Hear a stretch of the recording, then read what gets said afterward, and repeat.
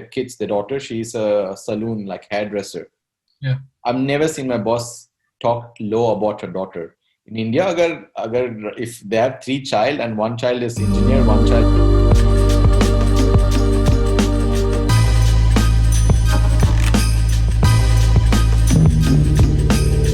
So in this part of the video, we gonna just talk about just some of the video, like how about our overall experiences and the differences, and what about future goals and plans. So if you ask about my overall experience so far in Norway, this is the longest I lived in any country, to be honest. What are your plans? Like, do you wanna stay in Norway like for the rest of your life, or what's the plan?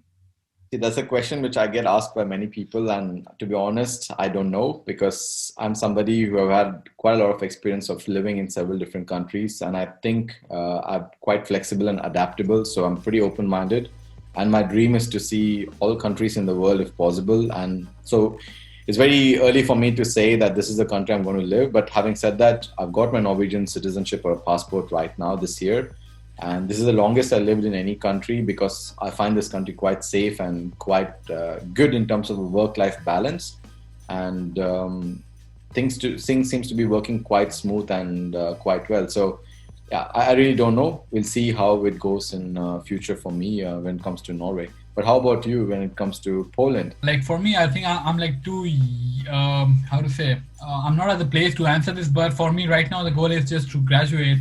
Maybe I'll look for a job. If I get some sort of job, it's good, or maybe not, then I'll probably like move to some other country for my masters, and yeah, let's see like where life takes. Because right now, yeah, sure, yeah, I'll keep that in mind, because I was actually thinking of studying somewhere in the like Scandinavian countries. So Norway was the option, but I was looking for some sort of like master courses which were like paid, and they were like quite expensive, and so I was like.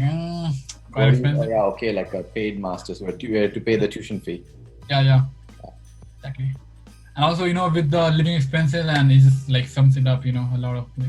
That's true. But we'll see. Yeah, right now, just my plan is to. I mean, because I also have a lot of like subscribers. They keep asking me that, Utkarsh, what's your plan? You wanna stay in Poland forever, or like what's the plan? You wanna settle, marry a Polish girl? Like what's the plan? So right now I cannot really say much. Just my plan is to graduate, and then look for a job. If I get, it's good. If not, then yeah, I don't think the whole world is kind of, it's very uncertain. So it's one, exactly. You have some planning, but not to look so much far beyond what is there. So nobody knows what's going to happen tomorrow. So it's better to just enjoy the moment and live the moment. In the best just living in the moment. Yeah. Like experiences of living in Norway, because you are in Norway from like how much, like 10 years? This is my 8th year in Norway right now. So I'd say my experiences has been quite mixed in good and bad ways.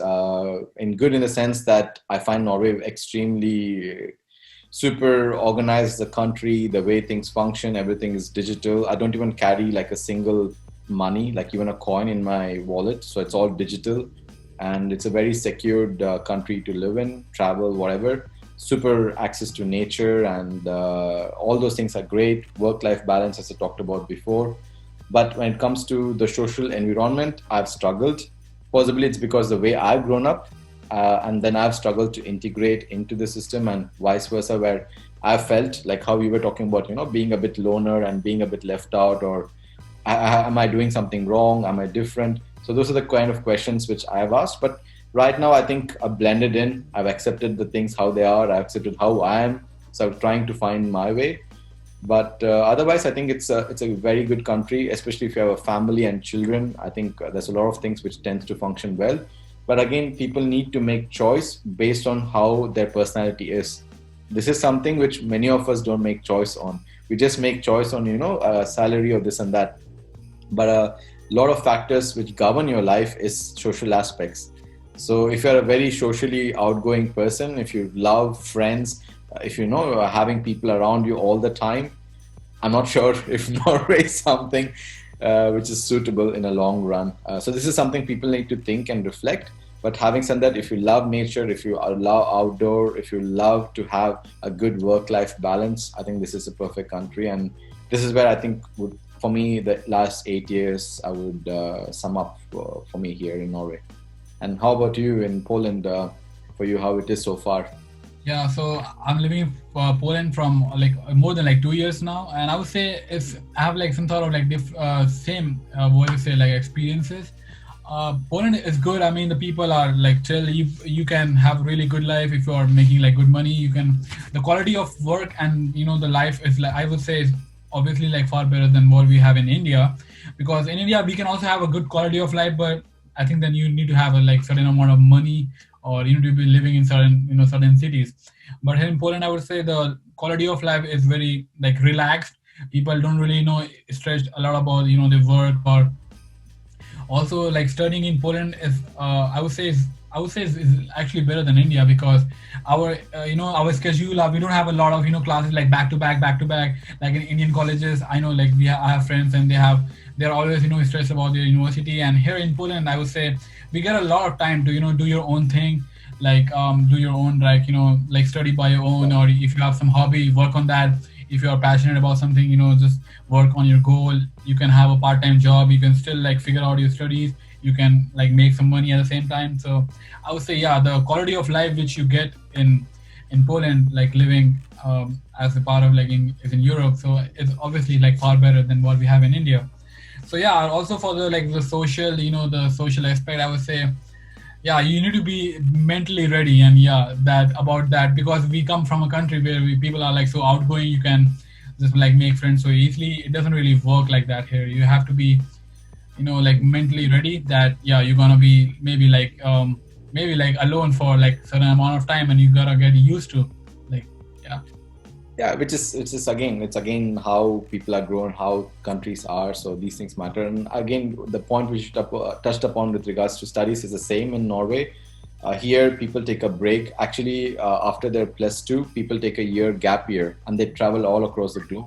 Many of them travel for like 12 months trying to explore the world, trying to travel and experiences, which I don't think it happens in India at all. Imagine gap year for a boy or a girl where you're what 17, 18 years going traveling around the world. It doesn't, and that's what makes them a bit kind of excited and also adventurous in their life. And the most important thing here is parents don't put a lot of pressure on a kid that you have to study this, you have to do this. It's very unlikely such a thing exists. Maybe there are exceptions, I don't know, but generally as a student, as a person, you are allowed to choose what you want to do and how you want to go about your life. So Exactly.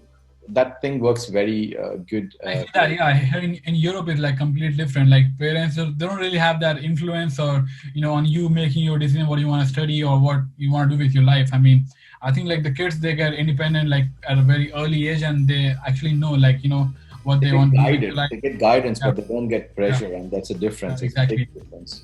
I mean, you have your free will. You can choose whatever you want to do with your study. And yeah, I think it's kind of similar in Poland. When you graduate, like you can have like a gap year or a free year where you can just travel and you just see the world, and then decide like what you want to really do with what you want to study or do with your life. So it's kind of yeah similar to And one good Norway. thing I like about Norway is that a lot of emphasis is put on your life experiences rather than the money and rather than the kind of job or the titles. But while back home, I think the lot of emphasis is put on the materialistic success and Exactly. also on the title and the career, while your life experiences and who you are becomes diminishing as you grow older. By the age of Yeah. 60, people kind of diminish from the world. While here, people live a very healthy, happy life until 80, 90. The biggest difference is what's the value, what we put for. And I understand we have other social barriers back home, but to a large extent, I think people need to tend to, at least people need to realize that it's very important to start having self-care. I think we need to start reflecting that aspect. Agree to that for sure. Like I would say like back home, we really value the money, that like IIT dream, the job, 1 crore placement and all that. But yeah, here people, they are I've more into like never heard of any university talking about placements and 1 crore, this and that. It never exists. at the first place, people don't really like talk about money a lot. I mean, yeah. I mean, I think that's a different thing, and I think in India everything starts with money, like how much money you have, how much money you are making. It will reflect on the girl you are going to marry. Yeah. So yeah, The same thing for a girl, no? She also expects a guy with certain exactly, salary. exactly. Because I mean, I have a friend here, and he's actually working. So he was actually looking to get married to some Indian girl, like back in India. He's living here in Poland. So when they see that guy is abroad, so the first thing the girl is asking that how much money you are making like per month, because I want to live in Europe and blah blah blah.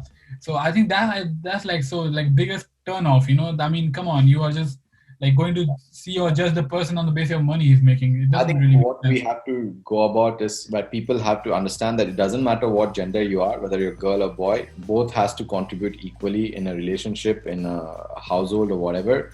And it applies to both genders. I think even Indian men need to kind of, contribute to the household chores and vice versa. Having said that, I think generally we all should get out of our comfort zone and travel. And I think, as you did, coming to study abroad should not be for the sake of having big money, making a big money, but having an experience which is different than what you're used to in your life. And I think that is what people should go abroad for, because even the way study abroad is projected, as though like you go study abroad and you make a lot of money. That's how in India, that's how Yeah, all the consultancy firm works, right? But that should not exactly. be the idea how one should get out of the country. And of course, I did that when I was coming abroad. For me, it was to pay back the loan of the house I built. But having lived abroad longer, I think all those things becomes very minuscule. I think the bigger thing for me is your own journey and who you become as a person and what you can actually bring about to your family and to the people whom you love. I think that becomes more significant.